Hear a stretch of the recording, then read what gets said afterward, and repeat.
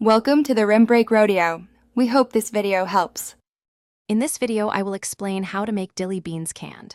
First, ensure you have fresh, firm green beans, ideally about 3 to 4 inches long. You'll also need canning jars, lids, and rings, along with a water bath canner.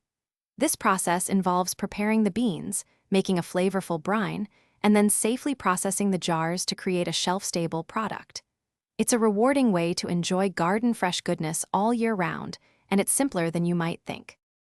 To start, gather 2 pounds of crisp green beans, washed and trimmed to fit your jars. For the brine, you'll need 4 cups each of white vinegar and water, plus 1/4 cup of canning salt. Don't forget your flavorings: 4 to 6 sprigs of fresh dill and 4 cloves of garlic, peeled.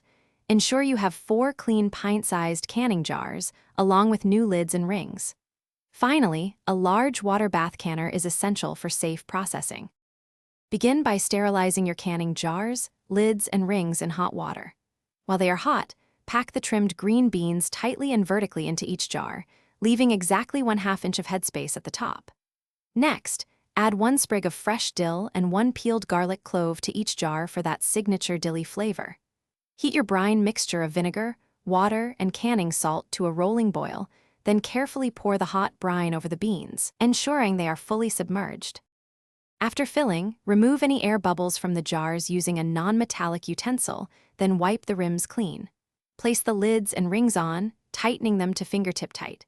Carefully lower the jars into a boiling water bath canner, ensuring they are covered by at least 1 inch of water. Process for 10 minutes. Once done, remove the jars and let them cool undisturbed on a towel for 12 to 24 hours. Check for proper seals. Unsealed jars must be refrigerated and consumed promptly. Thanks for watching. Consider subscribing if we helped you.